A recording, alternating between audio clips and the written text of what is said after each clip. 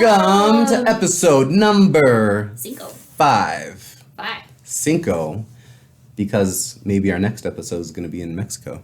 True, maybe. Yeah, maybe. No. One of the upcoming I'm ones. like, no. But at some point, Yeah. we're going to Mexico. Yay! Yay! Customer service! So we're talking about customer service today. Something I'm actually passionate about customer service, which is like a ridiculous thing I feel like to say, but it's completely true. You have a passion. I actually have a passion about customer Why service. is that? Because it's something I believe so strongly, and I think it's so important. And it's the number, I personally think it's the number one thing that makes or breaks a company. Mm-hmm. And it's kind of one of the big reasons that retail is imploding at the moment. Why do you think that is with the customer service side of retail? Why? Yeah, why is it imploding? Because the frontline staff is the face of the company, and they're the least paid and the least trained. So they tend to often give really bad customer service because they don't have either the training or the care. Right. And then every once in a while, you'll get that really awesome customer service person that you just love, and you like come back to them over and over, and they either get promoted or they don't get promoted because they're so good at where they're at, and then they get frustrated and quit or go work somewhere else and go do something else for a different company. Yeah. So that's interesting that you come from the retail background where you have a staff of people working a storefront. But we're definitely in, 2020. Now we're in 2021, but in 2020 that shifted a lot of things to the digital space. Yeah. Which isn't new, it's just now more of. So I personally have 1.5 businesses that are like half. That are online specifically, and I don't talk to these customers like rarely unless something super big is on fire, and that actually happened to me, which is like why I'm so interested in this topic right now. It's like fire under my skin. But I have an eBay store, and I've mentioned this before, and it's becoming more and more passive, which is great, but the only way I communicate with people is literally through a messenger. And I don't talk to them on the phone. eBay will not let you like exchange phone numbers. Like it's just how the system works, which is kind of smart. It kind of protects me as the seller. Absolutely. And it can protect the buyer. But it also can create more friction because it's customer service when they're messaging you. And messages tend to lose message. Like it loses the tone, it loses the like thank God for emojis. Voice. Whoa. I tend to have a friendly, at least Grammarly tells me, I tend to have a friendly nature in my messages. But yeah, something can totally get out of whack. And as a business owner, solo entrepreneur with the eBay store in a sense, it's like dealing with that is sometimes it rattles your whole day, and you just want to be like, I'm done, I quit, I'm leaving because people are horrible and just, So that leads us to probably the most important part of customer service, the customer. Dum, dum, dum. Dun, dun, dun. Yeah. We love them and hate them at the same time. And we are all customers. Yes. And that's a thing. But a lot of customers have never been frontline staff. A lot. Yeah. So it leads to this really interesting dynamic. So talk about maybe some customer interactions that you've had. Recently. I have. I got one right here for you. I'm ready. So the eBay store just went through Christmas, and I have worked some sort of retail, mostly liquor industry, with Christmas. And so I know it gets busy, I know it gets crazy. We were unsure about this season because we did have about 600 items on for your eBay. store. Yeah.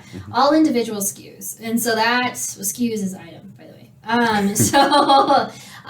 All individual things. So it's not like I have 500 of the same product, okay? Right. They're all different from each other because they're collectible items. Yeah. And so I knew I was going to be busy, and it was in a way, but man. And this is not like a professional thing. This is like the collection that you are putting on eBay to get rid of, to declutter, essentially. No. Well, make some money and just But yeah, it's basically a friend of mine was able to acquire this these collectibles without having to pay for them. And so, but she wasn't able to manage the store, so she brought me on Yeah. to do that side of things. So we split 50-50 on profits, Yeah. but I manage the store itself and she manages all the books and everything. Yeah. So it's really cool, the relationship. But in Christmas time, we had about 600 things listed. And so managing 600 different listings It's a lot. with the books, with the packages and all that jazz, and making sure we didn't miss, $500 here and there or whatnot. Yeah. It was a little stressful, and we, of course, were launching a podcast at the same time. In retrospect, don't do that. Yeah, that was unfortunate timing. Yeah, but we still did it, so hey, high five to that. So this gal, she messages me somewhere around like 2 or 3 days before Christmas Day, okay? So we're looking at like December 22nd.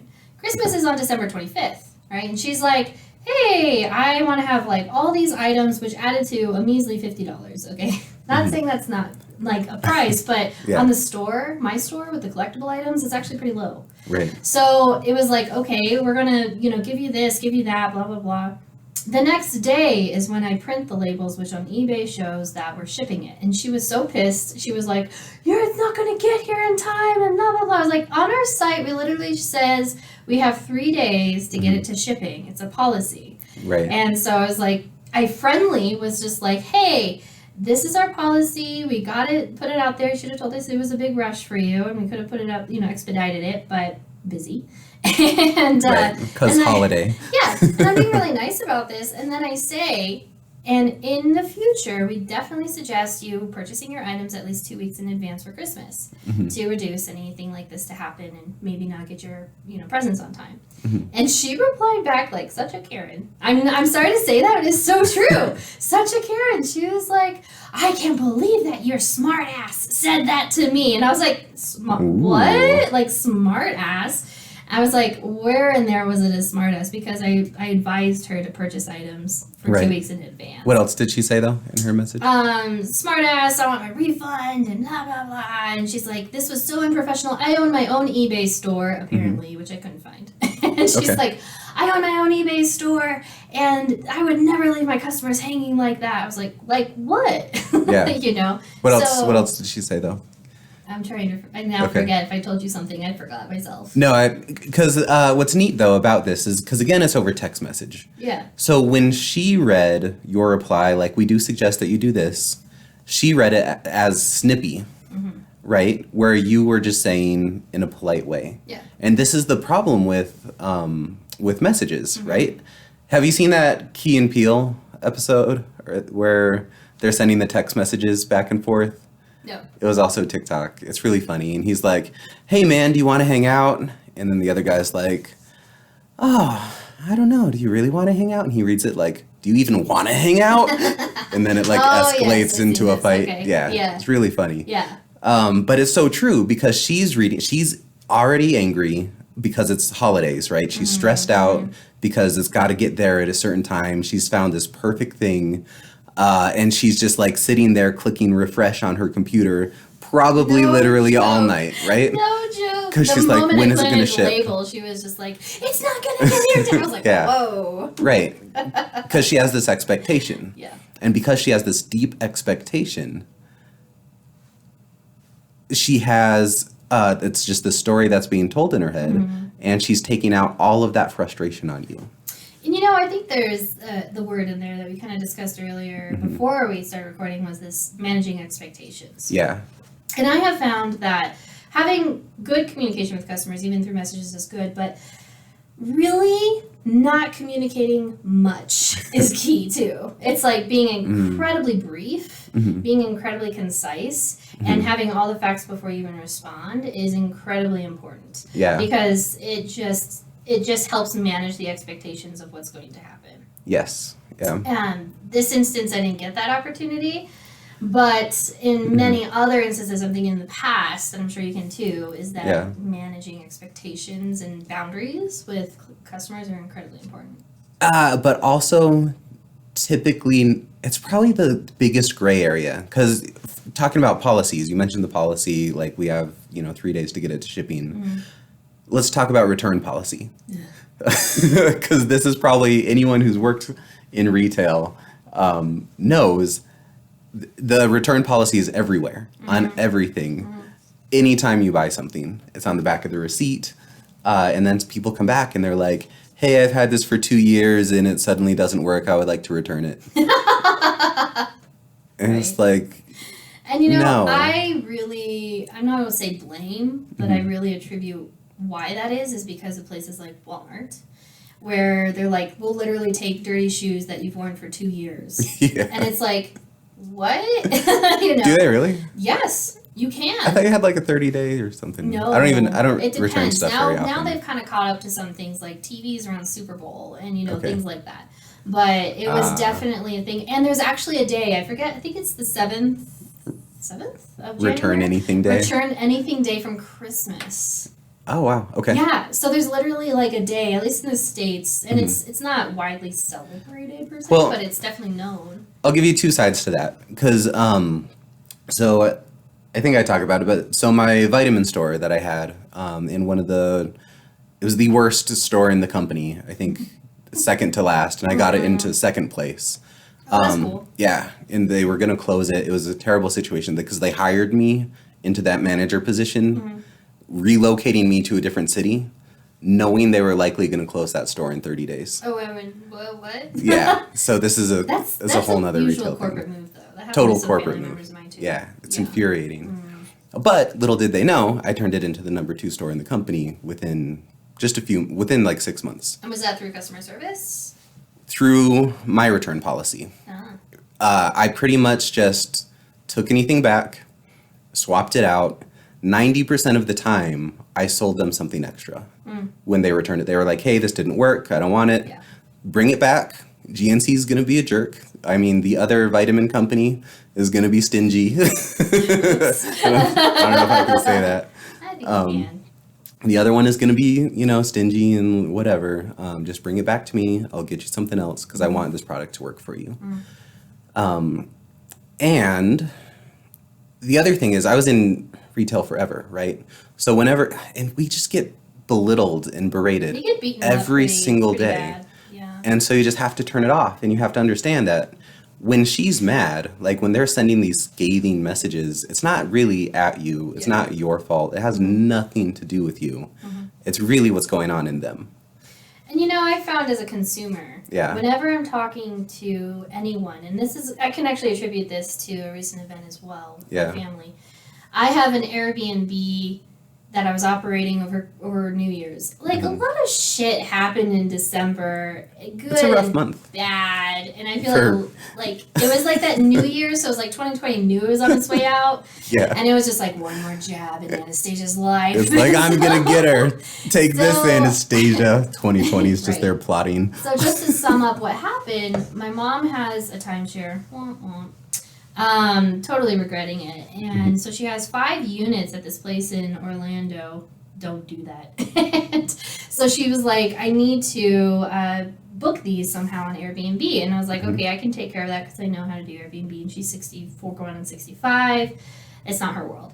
Yeah. So I was like, okay, yeah, I can take care of that. And we booked it. It was great. It was fine. Well, unfortunately, the timeshare place, somewhere miscommunication happened. And I'll take responsibility for it because ultimately it is my responsibility. Yeah. Where timeshare week was between literally Christmas Day on December 25th, check-in, check-out on January 1st.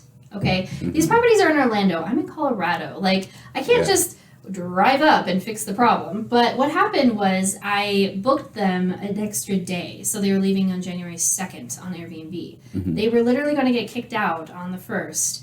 By Interval, I will say your name. You don't own it. On Interval. And they were like, we can't budget, we have no extra rooms, when they actually do, but long story. Yeah. So, timeshare stuff. So I was like, when I found this out, I found out from one of the clients that were literally checking in, and they called me and they said, hey, we're going to be booked out here on the 1st and not on the 2nd, which we have with you. Where are they going to stay? These are people that flew into Florida. And I have 5 units that are now going to be kicked out on the 1st. And so I'm like, on New Year's Eve, I have to find a place in Orlando, in the area, within budget, for these people to stay. And of course, I have to pay for it. And so I'm like, oh my God. So I was literally on the phone. I called you because I was freaking out, right? I was like freaking out. I was like, these people are going to be sleeping in the bus station. It's going to be horrible. Yeah. I'm literally calling every single person I can possibly talk to in these hotels, resorts, and even at the timeshare property. And even though I'm stressed, I'm pissed, I know if I want to get what I want or help, I have to be very nice to these people. Absolutely. And I will be nice to these people. And if I'm nice to them, they will work with me in some ways. Yeah, to the customer service agents that you're calling to try and make the arrangements. So I'm calling hotels and I'm talking to whoever to get these done. Well, here's the weird thing with Orlando, because Orlando, in my opinion now, it's just a scam city. I'm talking to all these properties, Hyatts, all these different types of resorts, and a lot of them are also timeshare related, even the hotel brands like Hilton's. And I'm like, what? So you cannot pay for credit card over the phone. You can only book 2 nights. You can't book 1. And all sorts of stuff was happening. So I was like, oh my gosh, this is going to be crazy. We're literally just going to come out even, or we're going to go under. We're going to be in the red. Yeah. So I was like, okay, we got to figure this out. So I'm talking to... And I want to point that out real quick too. A lot of times in order to give the best customer service to get a repeat customer, you have to be willing, if there was a mistake made, you have to be willing to lose money. Yeah. And you guys were. You guys were ready for that. Oh my gosh, I was freaking out because I felt I felt horrible. Yeah. So one instance, I was talking to a gal at the Hyatt, and one of my guests, that's what they call them on Airbnb, guests. She had a dog with her, and so when I found that out, I was like, what? So I had to call all these places again to see if they could accept a dog case. No. Yeah. I talked to the Hyatt, I talked to the front person in the desk, and she's like, it's $150 non-refundable deposit on top of the room, on top of the resort fee, on top of the parking fee. And I was like, this is literally the entire amount they gave me for the resort that they're staying at. Like, this is ridiculous. And so I talked to her. I was like, let me tell you what's happening to me and see if you can help me in any way possible. Yeah. And so she was totally open to waive the entire pet fee. What? Yeah, nice. Things like that. Save me $150 here. Save me $20 there. Save me because you were open and honest and you were friendly. What I literally told people, I said, I need your help. I messed up and I'm trying to make it right. Please help me out. And these people were so nice. Yeah. And a lot of them, even I go to Starbucks and I'm nice to people in customer service, and I'll get a free drink. Yeah. It's because everyone is so, they have expectations, and it's even at Starbucks, like, this doesn't taste right. How dare you? Isn't spelled right. I saw you put 2.5 pumps instead of 2 3/4 pumps, and then oh my gosh, yeah. Oh yeah. Interesting. Yeah, people are so weird about stuff. But here's the thing is I've also, this kind of rounds about to who you are as a person as well as an entrepreneur or business owner. So I remember working in the roofing industry, and one of the sales guys, if he answered his own door at his house, because he was, he would knock on doors to sell roofs. So if he's at his own house and someone knocks on the door and they're trying to sell anything, he literally will be like, you have 10 seconds for me to keep this door open. Wow. So here's the thing. If you're doing exactly where you're going to purchase, like you're a business owner, you're going into another business and you're acting like a brat, that reflects so much on you and how you're a business owner. Absolutely. So we talked a little bit about relationships and how, like, you really, if you're going on a date with somebody at a restaurant or coffee shop, you see how they treat the other person. Yeah. Like the barista or the waiter. The server. It's the same thing for entrepreneurs and business owners. How do you treat customer service in other areas? Are you trying to attract with honey, or are you being a bitter Karen Richard? I actually love when people try and sell me something. I'm like, number one, the biggest sucker. Because especially network marketers, right? I'm at like Walmart and I'm looking at something and that guy comes up like a little bit too close, and he's like, hey, have you ever tried that before? And I'm like, that's a weird thing to say. Like, I'm looking at like a Sprite, right? And he's like, have you ever had that Sprite before? Because he's just trying to do something, right? I'm like, no, blah, blah, blah. Engage me. Let's talk for a second. And he's like, hey, you look like a sharp guy. Have you thought about keeping your career options open? And I was like, no, tell me more. Right? Because I don't want to, we hate them. We hate it. We all know that it's coming and we get so irritated. But that's their first time ever trying anything entrepreneurial. So I'm always like, tell me more. I'm like, That's really hey. nice of you, but that's also enabling bad sales behavior, by the way. So it's just a thought. Yes, but it's giving them a little bit of confidence because it's scary to go talk to someone you don't know and say, hey, do you want to buy this thing from me? Granted, multi-level marketing does a lot of things wrong. They do a lot of things right. Heck, also, I said do. No. But they do a lot of things right. So let's talk But a little go bit ahead. about setting the expectations early with customers. Yeah. Now it's a little harder to do, trying to get grammar right I think here. harder works. Harder to Yeah. do with retail, but No, because it's written everywhere.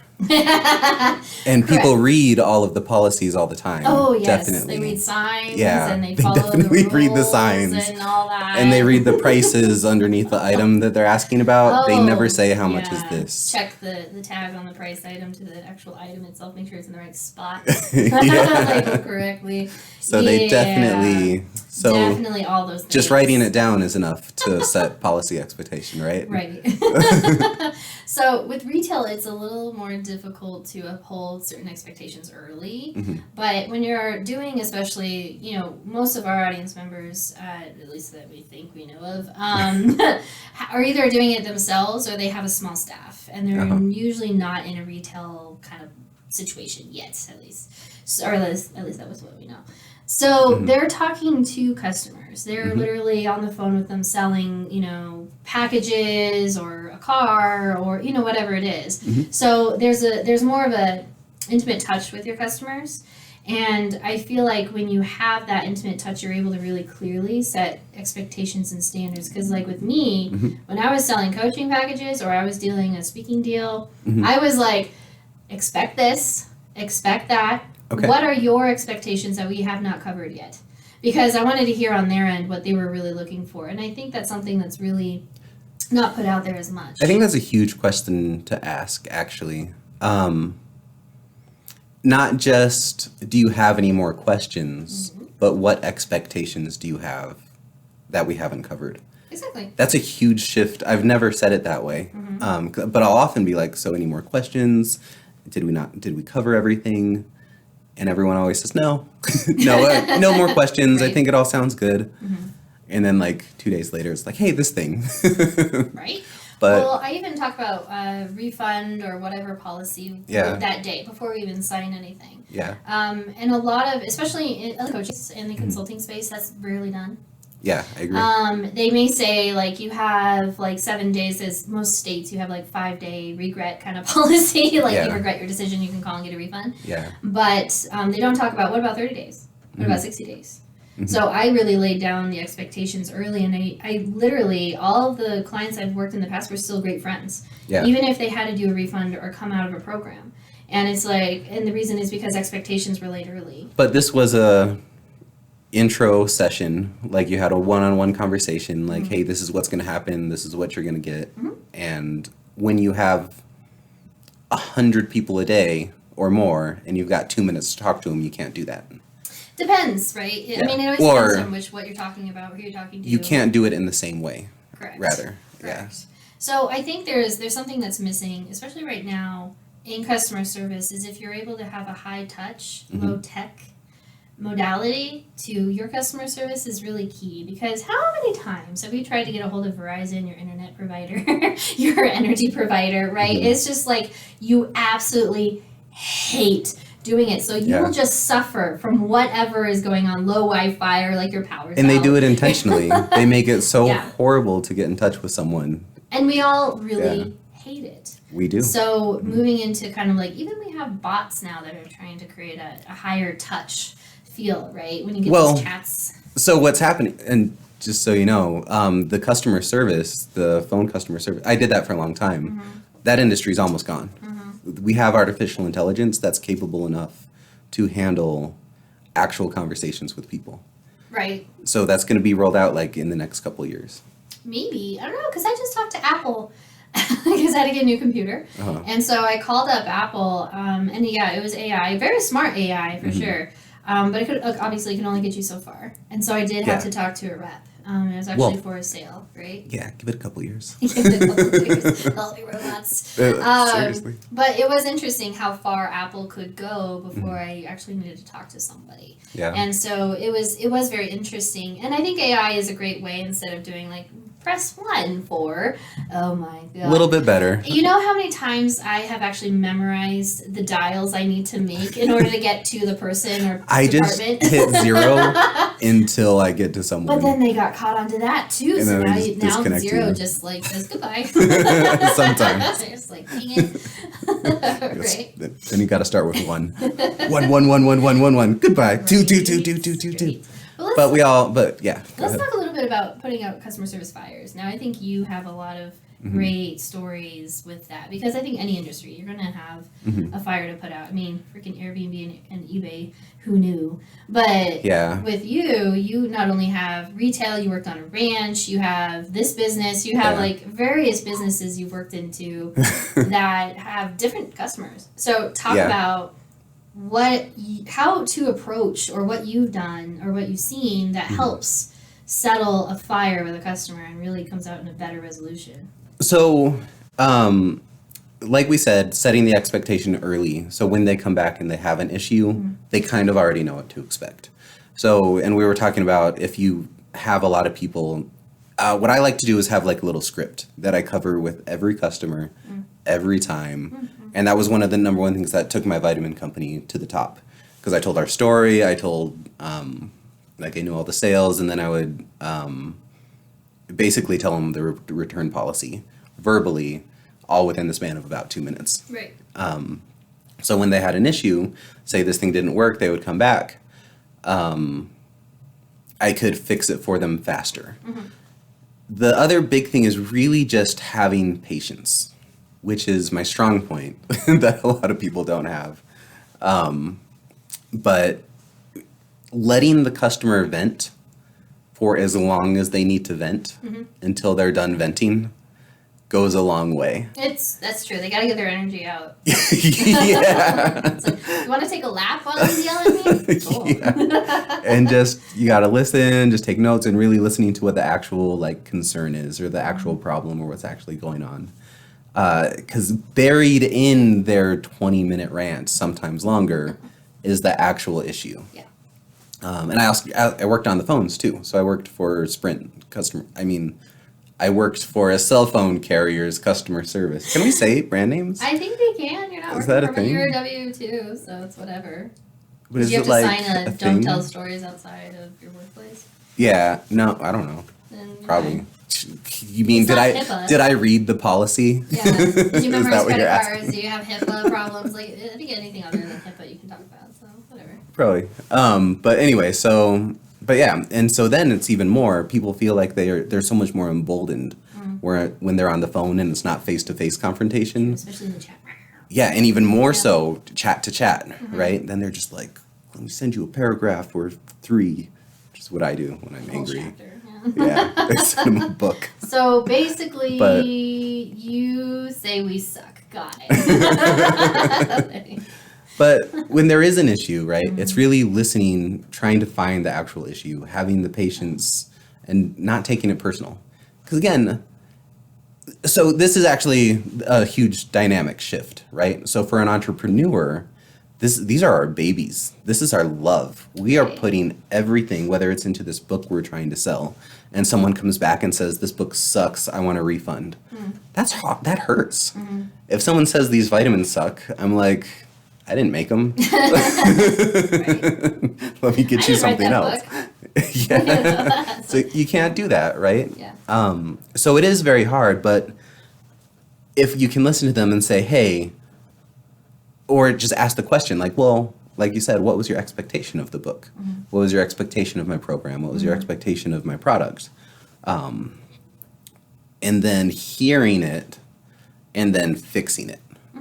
So whether it's just giving them a refund immediately as fast as you can, that's usually fixes everything. Yeah. If there's an issue, like, and I see it a lot too in the business chat rooms too. They're like, hey, I created this whole membership program. Someone signed up. They want a refund. Should I give them a refund? Yes. Give it to them as fast as you can. Because it's not that they hated your program, and maybe they did, but they don't hate you. Yeah. Right? Yeah. It's not about you. Yet. Keep their money, then they'll hate you, right? Exactly. But if you give them a refund, say, hey, I'm really sorry this didn't work out for you. Was there something that could have been better? Did you need something else? Or how was it misrepresented? Then you're learning, you can better your product, and you can help future customers. And if you preserve that relationship, they're going to buy something else from you later. Mm-hmm. Like, my favorite thing is returns. Literally. You're like, oh, this didn't work out. Well, we have this other instead. thing. Yeah, exactly. Literally. You know, I think that's a really key because, you know, people asking, do I give the refund back? It's this interesting mentality that we have, and I'm assuming you're talking about like business programs. Yeah. Coaching programs, like when it's our own programs. whatever. Yeah. Yeah, and just to kind of dive into, and I think we've talked about this in one of our recordings in the past, but when in the coaching, consulting, personal development world, mm-hmm. we have this interesting culture that you don't give refunds to people because that's them quitting on themselves. And that may be true. But okay. It's like, okay, there's accountability. Yeah. And then there's just fear of letting go of the sale, or you trying to really fluff up something that you're trying to build in yourself. Mm-hmm. And I've had coaches in the past, and I've known people in this industry that are just like, if they sign up for my program after 5 days, they're locked in for the entire year for mm-hmm. tens of thousands of dollars. Right. And it's like, okay, great, but when it comes to the point where they're not doing anything with it, they're literally not getting results out of it. Mm-hmm. If people aren't doing things mm-hmm. and they're not getting results from things, that's on them, yes. Mm-hmm. But then they come and they say, hey, I'm looking for a refund. Oh, now it's your reputation. And mm-hmm. now it's your name that's mm-hmm. in question. Mm-hmm. You know, it's like, look, I'm not able to, as a customer, I'm not able to continue this program because it's giving me triggers. I actually had a friend that said that to me. He's like, I decided to get out of the program because it was really triggering a lot of things I hadn't dealt with yet. Mm-hmm. So I wasn't ready for the content. Okay. And so when he called up this person and said, hey, I want to be out of the program because of X, Y, and Z, this coach was just like, nope, you signed a contract. Mm-hmm. He literally had to get lawyers involved. And it makes it harder for everyone. It actually hurts the industry. Exactly. Like too. Clients of mine where they weren't actually able to get results that they wanted or really engaging in the content because they weren't ready. And that's totally a thing. Yeah. We thought that they were ready and they just weren't. Right. And they could like, look, I can't even pay rent. Right. Yeah. Okay, let's get you out of the program. You know what I mean? And they referred people to me. Yeah. But if you don't do that, they're mm-hmm. not going to refer people to you. Right. And so it's this interesting, I guess you could say, stigma in personal development, business development, where it's like, no, I'm holding them accountable. It's like, to a point. Yeah. But then it gets sour real fast. Right. You're not helping anyone. Right. And so my thought, because I don't do high-end coaching programs. Mm-hmm. Like, I thought about diving into that, and then 2020 happened and everything shut down. So went a whole different route. Yeah. But I love the startup beginning phase, right? So because that's when you really find out like where the hangups are. And a lot of people don't realize there's a lot of emotional mm-hmm. growth that has to happen before we're comfortable doing a Facebook Live and getting on camera and like even releasing our writings to the world or crafting like whatever, you made this invention, put it mm-hmm. together, and then it's like exposing yourself to the world, right? That's really deep in there. And if we haven't dealt with like our insecurity in people either judging our stuff harshly, mm-hmm. there's no way we can be successful. Mm-hmm. And so even though we paid $10,000 for this course of X, Y, and Z of how to run my business, if I can't make a phone call because I'm too scared to pick up the phone, that $10,000 is pointless, right? Exactly. Some people, and mm-hmm. you and I both know Raza Aziz, good friend. Yeah, we like Raza. What up, Raza? Hey, Raza. He's a fan. He had a really cool way of putting this, and he did it for a while, and then realized it wasn't something that he wanted to continue. Mm-hmm. But he worked for a very large company that had a lot of awesome things coming from it. But it was very expensive. And so a lot of people, because they put in, tens of thousands of dollars, hundreds of thousands of dollars, sometimes that can actually handicap people to not do anything. Right. And so they weren't doing a lot of people weren't doing things, and he's just like, because they weren't ready, right?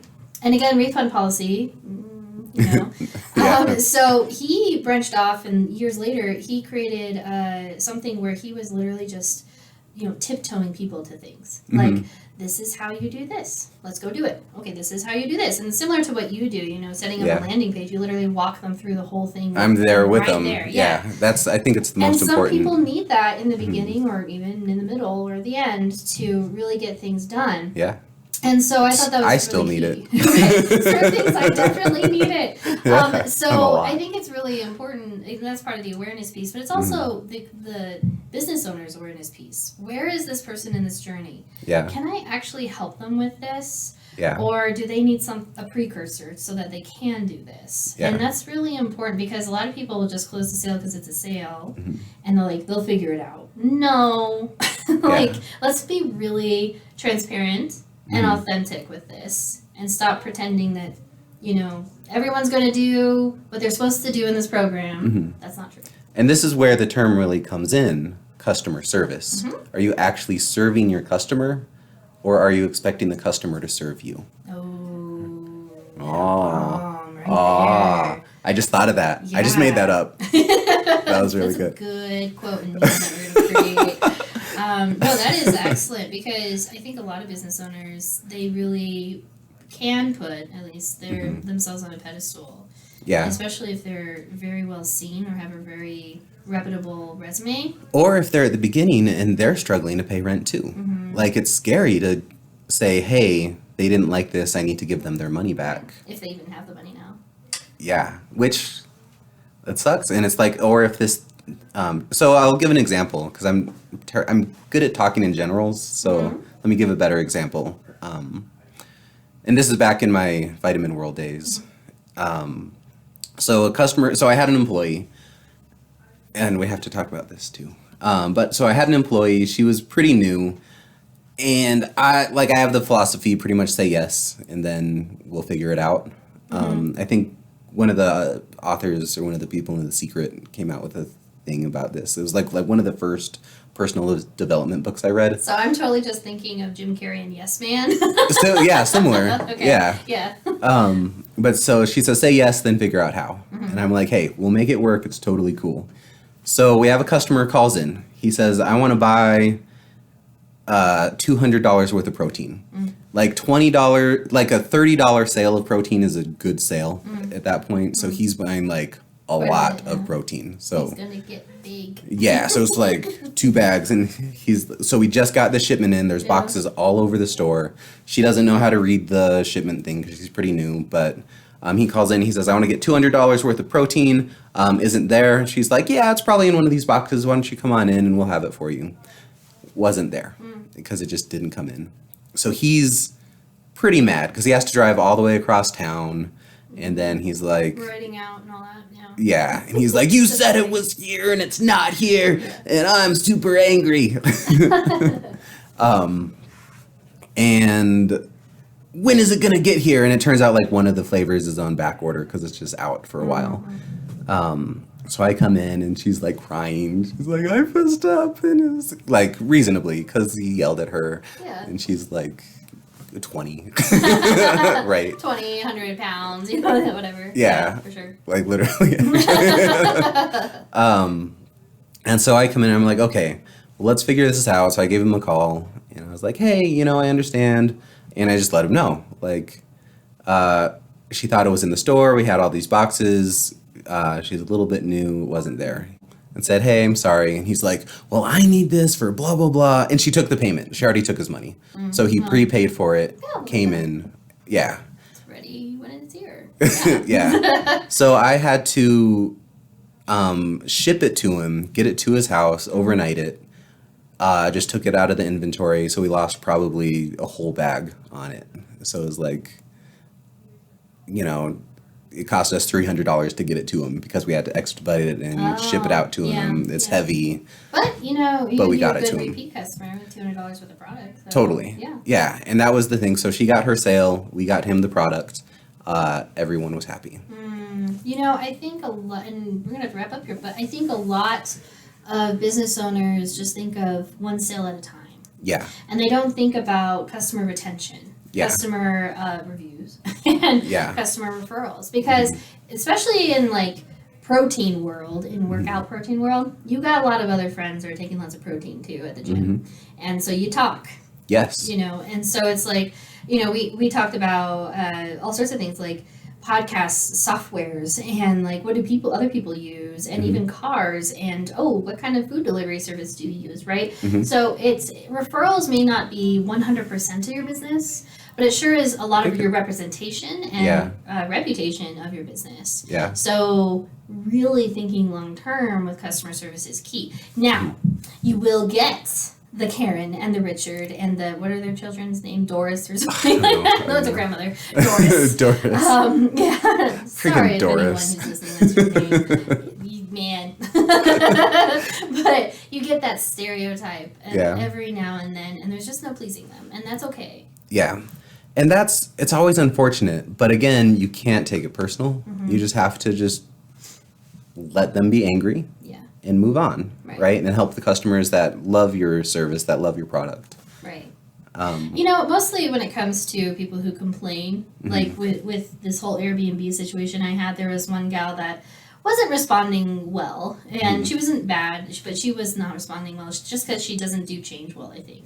That's definitely a thing. Yeah. So I was like, here's a bottle of champagne for New Year's. Here, let me pay for your Uber. Here, let me do this for you. Here, let me do that for you. Because I was like, as long as I am engaged in the conversation, I'm listening to your needs. I ask you, what ideas do you have? That's what I even said that. I was like, what ideas do you have? That's a really good phrase, actually. And, you know, I sent her, $100 worth of restaurant vouchers. Thank you. I called her. I was like, I need restaurant vouchers.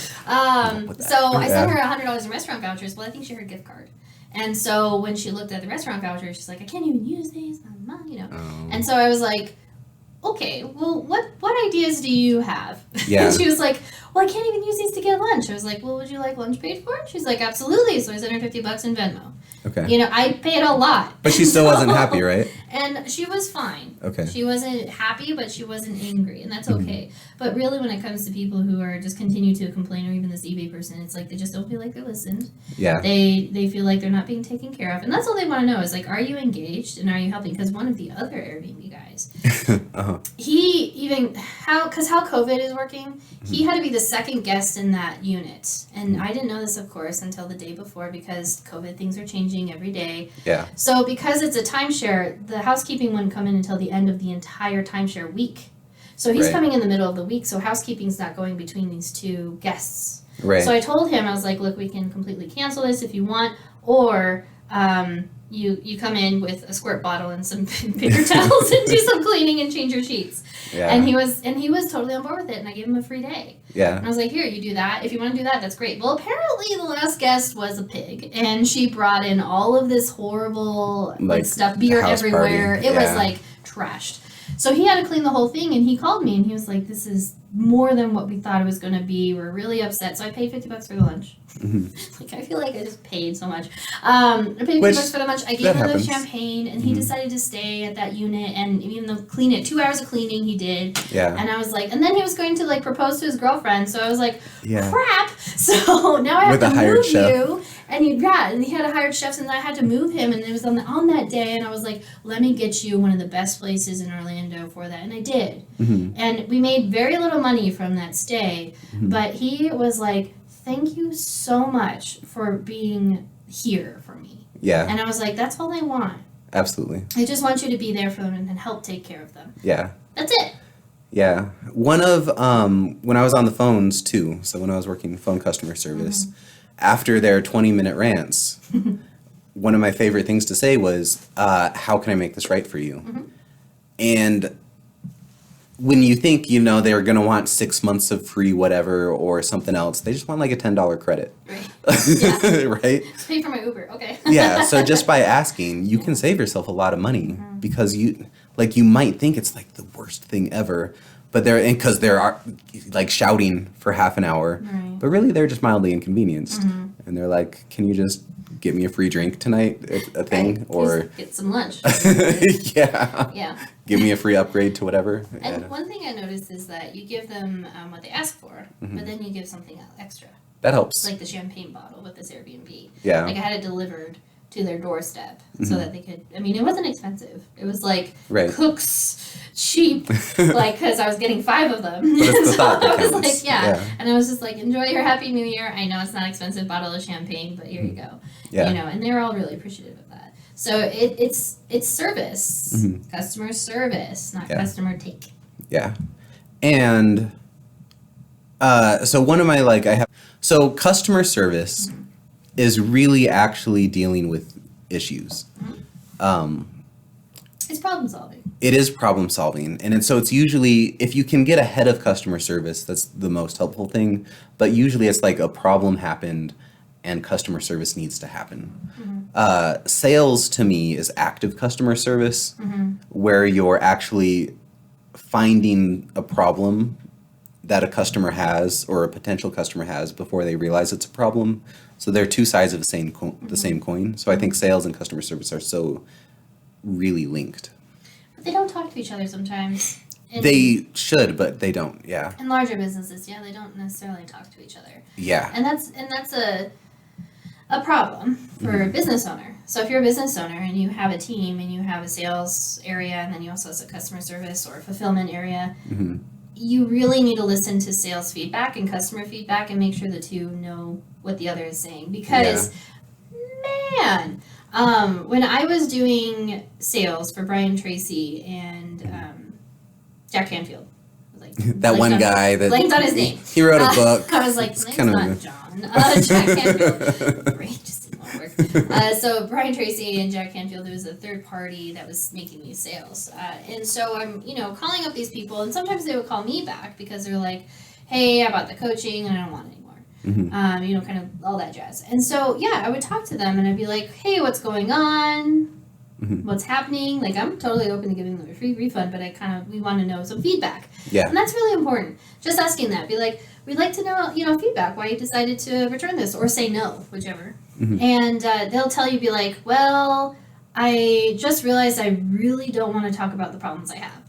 That's usually what they would tell me. Interesting. And I would be like, tell me more. Tell me more. David, tell Another me great more. phrase that I love. Tell me more. Yeah, I learned from that. Yeah. So I'd be like, okay, or I'll say expand on that. And they'd be like, well, I know you, I've talked to you, you've already kind of did a little mini coaching session with me, that's part of the sales with them. Mhm. And so I'll tell you, that usually has to deal with drugs, porn, an affair, or some secret life. It's always those things with this customer base, at least. It was so juicy. interesting. I got stories there. Interesting stories. Stories for later. Tune in, guys. But We'll get some of those. yeah, so, like this one guy who was like, because I have a porn addiction and I'm just not ready to tackle it. And talking through that and being like, well, yesterday you were, but today you're not. So tomorrow will you be ready again?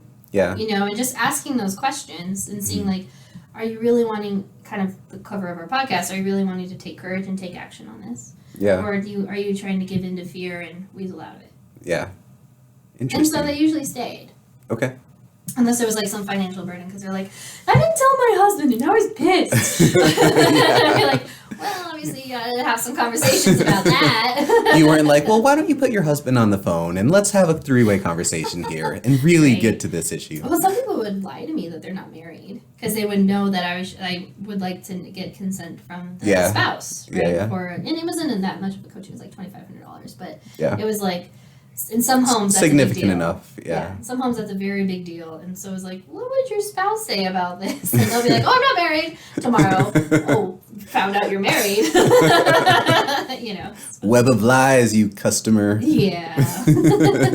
Customers are a beautiful thing. They can be challenging, but I think And yet overall, they're still the most important part of any business. But I think Turns overall, as a business owner or salesperson, Mhm. how you show up, how you decide to be transparent and authentic, and really come from service is really how it's all going to play out in the end. Yeah, I agree completely. So, David, we've come to the part of the podcast where I ask you, what's the number one thing that stood out for you or you learned for yourself in this podcast? So, I mean, not necessarily, I didn't learn it, but I think the number one thing, like my number one takeaway is handling customer complaints as quickly and fast and efficiently as possible. Like fixing it right away. Whether it's a refund, be willing to lose money, just fix the issue because it is long-term gain. What about yourself? Like, enough about me. What I think I didn't necessarily learn, but I think I definitely validated was having flexibility with your return policies is customer service. Yeah. Being so hard and steadfast on things, unless you're doing a bank loan, really, not being so hard and steadfast on your refund policies and just really focus on taking care of your customers. Yeah. That's your refund policy is really key. Yeah. I like it.